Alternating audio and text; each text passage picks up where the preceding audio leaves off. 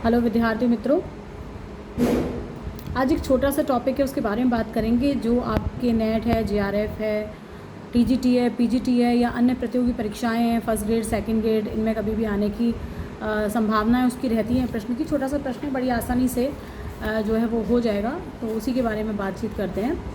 हिंदी के प्रतिनिधि कवि कौन कौन से हैं, किस किस युग में कौन कौन प्रतिनिधि कवि है, उसके बारे में बात कर रहे हैं। तो सबसे पहले बात करते हैं कि आदिकाल के प्रतिनिधि कवि कौन हैं।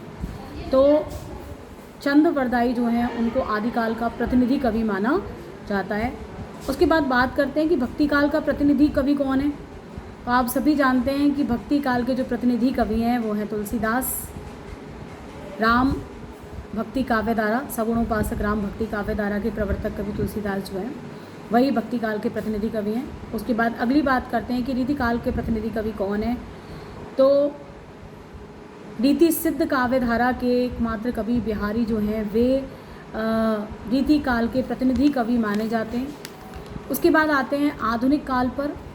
आधुनिक काल में भारतेंदु युग की बात करते हैं। सबसे पहले भारतेंदु युग जो है उसके प्रतिनिधि कवि कौन है। तो भारतेंदु युग के प्रतिनिधि कवि जो हैं वो स्वयं भारतेंदु हरिश्चंद्र है, क्योंकि पूरा युग उन्हीं के नाम से जाना जाता है, भारतेंदु युग। उसके बाद जो दूसरा युग है द्विवेदी युग, उसके प्रतिनिधि कवि कौन है। तो महावीर प्रसाद द्विवेदी के नाम से ये युग है, लेकिन इस युग के जो प्रतिनिधि कवि हैं वो हैं मैथिली शरण गुप्त। विशेष योगदान रहा है मैथिली शरण गुप्त का। जो हिंदी भाषा है, खड़ी बोली जिसे हम कहते हैं, जो वर्तमान में हम बोल रहे हैं, उसको प्रतिष्ठित करने में विशेष महत्वपूर्ण भूमिका उनके द्वारा निभाई गई है। उसके बाद तीसरा काव्यकाल जो है आधुनिक काल का, उसको बोलते हैं छायावादी युग के नाम से जानते हैं उसको। छायावादी युग के जो प्रतिनिधि कवि हैं वो हैं सुमित्रा नंदन पंत। उनको प्रकृति का सुकुमार शावक भी कहा गया है, सुमित्रा नंदन पंत को। उसके बाद अगला जो युग आता है जो 1936 से प्रारंभ हुआ, उसको बोलते हैं प्रगतिवादी युग। तो प्रगतिवादी जो युग है उसके प्रतिनिधि कवि हैं नागार्जुन। उसके बाद आता है प्रयोगवाद। 1943 में पहले तार सप्तक का प्रकाशन हुआ था और वहीं से प्रयोगवाद का प्रारंभ माना जाता है। तो उसके प्रतिनिधि कवि हैं हीरानंद, सच्चिदानंद, वात्स्यायन अज्ञेय। उसके बाद नई कविता का दौर प्रारंभ होता है। तो नई कविता के भी जो प्रतिनिधि कवि हैं वो अज्ञेय ही माने जाते हैं। उसके बाद समकालीन कविता की बात करते हैं। तो समकालीन कविता के प्रतिनिधि कवियों में केदारनाथ सिंह का नाम जो है वो मूल रूप से लिया जाता है।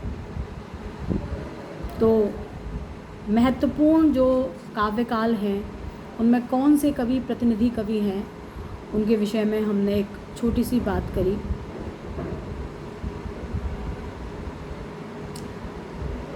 छायावाद की यदि बात करें तो आचार्य रामचंद्र शुक्ल ने एक बात कही थी छायावाद के विषय में कि छायावाद के जो प्रतिनिधि कवि हैं वो मुकुटधर पांडे और पंत, उन्होंने दोनों को उसका प्रतिनिधि कवि माना है छायावाद के विषय में बात करें तो इस तरह से ये सभी अपने अपने युग के प्रतिनिधि कवि हैं। आशा है कि ये वीडियो आपके लिए उपयोगी रहेगा। धन्यवाद। जिन्होंने चैनल सब्सक्राइब नहीं किया है प्लीज़ ज़रूर सब्सक्राइब कर लें चैनल को, बेल आइकन दबा दें जिससे कि वीडियो के नोटिफिकेशन आपको मिल सकें। धन्यवाद।